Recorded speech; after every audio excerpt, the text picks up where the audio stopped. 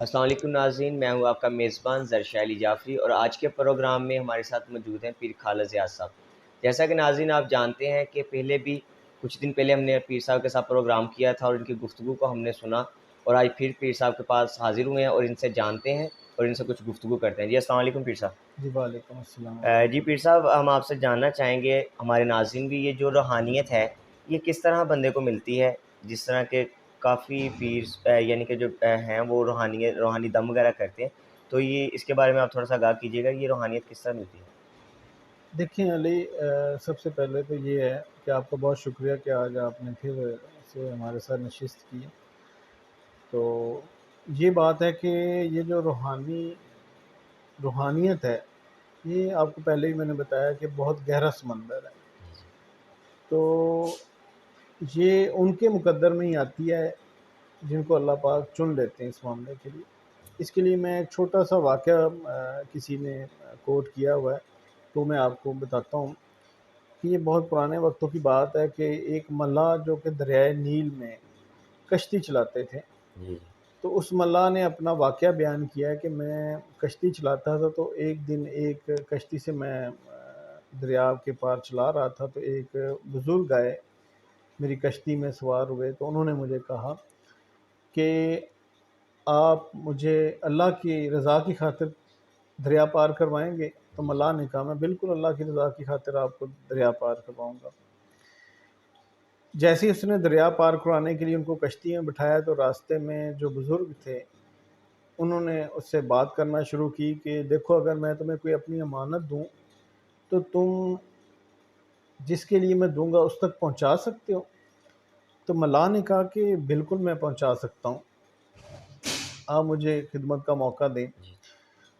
تو انہوں نے کیا کیا کہ انہوں نے اس کو کہا کہ ایسا ہے کہ کل ظہر کی نماز کے بعد آپ نے فلاں جگہ پہ ایک درخت ہے، اس درخت کے نیچے آ جانا ہے، وہاں پہ میری ڈیڈ باڈی ہوگی، میں وفات پا جاؤں گا، اور میرا جو ڈیڈ باڈی ہوگی آپ اس کو غسل دے کے کفن دیں گے، اور اس کے ساتھ ایک گٹھڑی پڑی ہوگی، وہ آپ نے اپنے پاس رکھ لینی ہے۔ آپ کے پاس جو شخص آئے گا بتائے گا اس گٹھڑی کے بارے میں، آپ نے وہ میری امانت اس کو دے دینی ہے۔ تو ایسے ہوتا ہے کہ وہ اتر جاتے ہیں بزرگ، اور اگلے دن جب اس نے جانا ہوتا ہے تو ملاح کو بھول جاتا ہے کہ میں نے ظہر کے ٹائم ادھر جانا تھا۔ عصر کے ٹائم اس کو یاد آتا ہے وہ کہ میں نے تو وہاں پہ وعدہ کیا تھا، میں نے جانا تھا۔ جب وہ عصر کے ٹائم وہاں پہنچتا ہے تو ویسے ہی ماحول بنا ہوتا ہے کہ وہاں پہ مردہ حالت میں وہ بزرگ پڑے ہوتے ہیں۔ اب کیا ہوتا ہے کہ وہ ان کو جب دیکھتا ہے تو بڑا حیران ہوتا ہے کہ انہوں نے جیسے ہی کہا ویسا ہو گیا۔ تو اب وہ ان بزرگ کو غسل دیتا ہے، غسل دینے کے بعد اس گٹھڑی میں کفن اور خوشبو وغیرہ سارا کچھ پڑا ہوتا ہے، وہ وہاں سے نکالتا ہے، ان کو پہنا دیتا ہے۔ جیسے ہی وہ ان کو پہناتا ہے تو اس کو سمجھ نہیں آتی کہ کہاں کہاں سے لوگ آئے ہیں، کافی لوگ آ جاتے ہیں، کوئی ادھر سے آ رہا ہے، کوئی ادھر سے آ رہا ہے، اللہ کی طرف سے وہ سارا سلسلہ ایک بنا ہوتا ہے۔ لوگ آتے ہیں، اس کے جنازے میں شرکت کرتے ہیں، اس کو دفنا کے واپس گھر چلا جاتا ہے۔ جب گھر پہنچتے ہیں تو گھر پہنچ کے سو جاتا ہے، اگلے دن صبح جب اٹھتا ہے تو دروازہ نوک ہوتا ہے۔ کیا ہوتا ہے کہ ایک ایسا شخص جس نے اس طرح کے کپڑے پہنے ہوئے ہیں جو کہ بہت ہی باریک ہیں، اور ناچنے گانے والے جو لوگ ہوتے ہیں، تو اس طرح کا حلیہ تھا۔ وہ شخص آتا ہے، کہتا ہے کہ مجھے نا آپ سے ملنا ہے، آپ کا یہ فلاں بن فلاں نام ہے؟ وہ کہتا ہے جی میرا نام یہی ہے۔ تو کہتے ہیں کہ مجھے آپ کے پاس بھیجا گیا، میری کچھ امانت ہے آپ کے پاس، مجھے آپ لوٹا دیں۔ تو اس کا حلیہ دیکھتا ہے کہ یار اس کی شکل حلیہ اور کس طرح کا ہے، یہ کیسے اس طرح کے بندے کے لیے اتنے اللہ کے ولی نے امانت رکھی ہوگی۔ وہ کہتا ہے مجھے سمجھ نہیں آ رہی ہے، مجھے نہ بتائیں کہ وہ کس طرح سے سارا معاملہ ہے۔ وہ کہتا ہے آپ کو اس سے کیا غرض ہے؟ آپ کو میری امانت ہے، آپ مجھے امانت لوٹائیں۔ بحث ہوتی ہے، تھوڑی دیر بعد وہ پھر کہتا ہے چلو میں آپ کو اتنا بتا سکتا ہوں کہ میں ایک ناچنے گانے والا ہوں، اور رات کو پوری رات میں نے گانے گائے ہیں، ایک فنکشن میں، شادی کے فنکشن میں بہت مصروف رہا ہوں۔ تو فجر کے ٹائم کے بعد میں سویا ہوں، میں جیسے ہی سویا تو مجھے اللہ کے ایک ولی میرے خواب میں آئے، انہوں نے آ کے مجھے کہا کہ فلاں بن فلاں کے پاس جاؤ، ان کے پاس تمہاری امانت پڑی ہے، تمہیں اللہ نے چن لیا تو وہ جا کے اس سے امانت لے لو، تو میں آپ کے پاس حاضر ہوں، آپ میری امانت دے دیں گے۔ وہ پھر مجبور ہو جاتا ہے، وہ اس کو امانت اس کی لوٹا دیتا ہے۔ جیسے ہی وہ لوٹاتا ہے، وہ پکڑتے ساتھ ہی وہ اپنے جو دوسرا ہوتا ہے پہلے والے کپڑے ان کو اتار کے کشتی میں پھینکتا ہے، اور جو اس کو یہ چوگا ملتا ہے وہ جیسی چوگا پہنتا ہے تو اس کے وجہ طاری ہو جاتا ہے، اور وہ اللہ کی راہ کا مسافر بن کے، اللہ کا نیک بندہ بن کے وہاں سے چلا جاتا ہے۔ جیسے اب یہ ملا سوچتا ہے، کہتا ہے یار کہ میں اتنی دیر ان کے ساتھ رہا لیکن میں نے کچھ حاصل نہیں کیا، اور ایک ناچنے گانے والے بندے کو اتنا عروج مل گیا اور سارا کچھ حاصل ہو گیا اور میں کچھ حاصل نہیں کر سکا۔ تو وہ روتے روتے رات کو اس کو نیند آ جاتی ہے۔ جیسے ہی وہ سوتا ہے تو رات کو اس کو خواب میں ایک آواز آتی ہے اللہ کی طرف سے کہ اے بندے، تو نے ہمارے فیصلوں پہ اعتراض کیا، یہ ہمارے فیصلے ہیں کہ ہم کسی بد نیک انسان کو اٹھا کے ولایت دے دیں اور کسی نیک کو کچھ بھی نہ عطا کریں، یہ ہمارے فیصلے ہیں۔ تم کون ہوتے ہو جو کہ اس کا فیصلہ کرو گے کہ ہمیں کس کو کیا دینا ہے؟ تو یہ ایک حقائق تھی، میں بس کل اس کو دیکھ رہا تھا، تو یہ کہنے والی بات یہ ہے کہ جب اللہ پاک کی مرضی ہے کہ وہ جس کو چاہے جو مرضی رتبہ دے دے، تو آج کل جو لوگ بیٹھے ہیں معذرت کے ساتھ کہ بہت سے لوگ ایسے ہیں جو کہ پیسہ کمانے کے چکر میں بیٹھے ہیں، جو لوگوں کو بہراروی کی طرف لگا رہے ہیں، جو لوگوں سے پیسہ لے کے اور نیگیٹو کام کرتے ہیں، لوگوں پہ جادو کرتے ہیں اور ان کے معاملات کو ڈسٹرب کرتے ہیں۔ تو لیکن میں سب لوگ ایسے نہیں ہیں، اللہ کے نیک بندے بھی ہیں، اللہ نے جن کو نوازا ہے تو وہ لوگ بھی ہیں، تو باقی یہ اللہ کی طرف سے ہی ہے، جس کو وہ چاہے عطا کرے۔ اچھا پیر صاحب، یہ میں آپ سے ایک اور چیز پوچھنا چاہوں گا کہ آج کل کی جو جدید ٹیکنالوجی کا دور ہے، جی موجودہ دور حال میں، تو اس کے مقابلے میں روحانی دم کا یعنی کہ روحانی دم کی کیا اہمیت ہے؟ جدید ٹیکنالوجی جیسا کہ آپ دیکھ رہے ہیں آج کل تو بڑی جدید ٹیکنالوجی چل رہی ہے نا، تو اس کے برابر میں مقابلے میں یعنی کہ روحانی دم کی کیا اہمیت ہے، اس کے بارے میں تھوڑا آگاہ کیجیے۔ دیکھیں علی، روحانی دم تو آپ آج سے اگر 1400-1500 سال پہلے جب آقا کریم صلی اللہ علیہ وسلم نے یہ ساری چیزیں ہمیں پہلے ہی بتا دی، لیکن آج کا دور اب بہت فاسٹ دور جا رہا ہے۔ ہم پہلے 2G میں تھے، سیکنڈ جنریشن، پھر تھرڈ، 3G، 4G، ابھی 5G آ گیا، اور بہت تیز ہو گئی ہے لائف۔ ہر انسان اس ٹائم آپ دیکھ لیں کہ کمپیوٹر بنا ہوا ہے، کسی کے پاس کوئی ٹائم نہیں ہے، ہر بندہ بیماریوں میں گھرا ہوا ہے۔ پھر جو لوگ ایسے ہیں کہ جو نیگیٹو رول ادا کرتے ہیں، لوگوں پہ جادو کر دیتے ہیں، تعویذات کر دیتے ہیں اور پیسہ لے کے لوگوں کے گھر برباد کر رہے ہیں، تو یہ آقا کریم صلی اللہ علیہ وسلم نے تو آج سے کتنے سو سال پہلے ہی بتا دیا تھا کہ قرآن پاک میں ہر چیز کا علاج ہے۔ اب ہم بدقسمت لوگ ہیں کہ ہمارے پاس سب کچھ دے دیا گیا لیکن ہم اس سے حاصل نہیں کرتے کچھ بھی۔ ایک دفعہ کچھ صحابہ کہیں پہ، میں آپ کو ایک واقعہ سناتا ہوں کہ کچھ صحابہ جب کہیں پہ پڑاؤ ڈالا انہوں جا رہے تھے، سفر کر رہے تھے، تو اس علاقے کا ایک جو سردار تھا اس کو بچھو نے کاٹ لیا، بہت زہریلا بچھو تھا، تو اس نے اس کو کاٹا، اور انہوں نے کیا کیا کہ ایک ان کا جو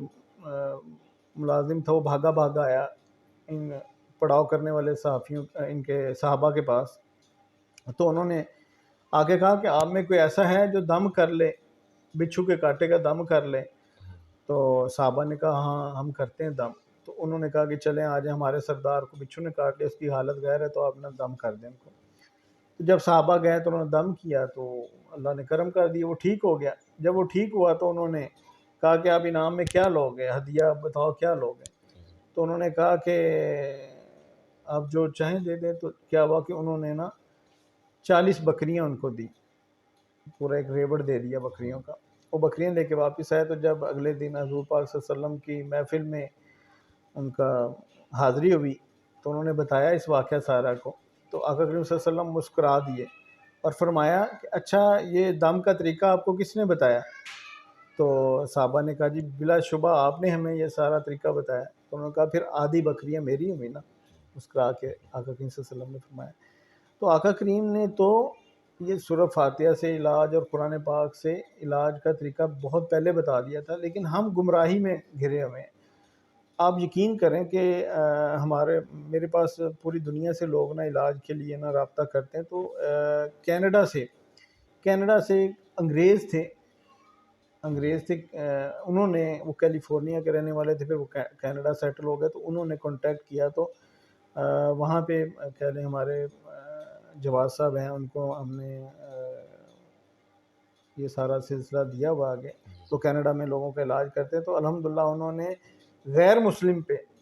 یہ دم کیا، اور الحمدللہ وہ ہاسپٹلائز تھے، وہاں سے وہ غیر مسلم دم کے ذریعے ٹھیک ہو کے گھر چلے گئے۔ تو آپ یہ دیکھیں کہ ہمارے اللہ پاک تو پوری دنیا کے لیے نا، اور پوری رب العالمین ہے، اور آقا کریم رحمت العالمین ہے، نہ کہ رحمت المسلمین ہے، وہ پوری دنیا کے لیے رحمت ہے۔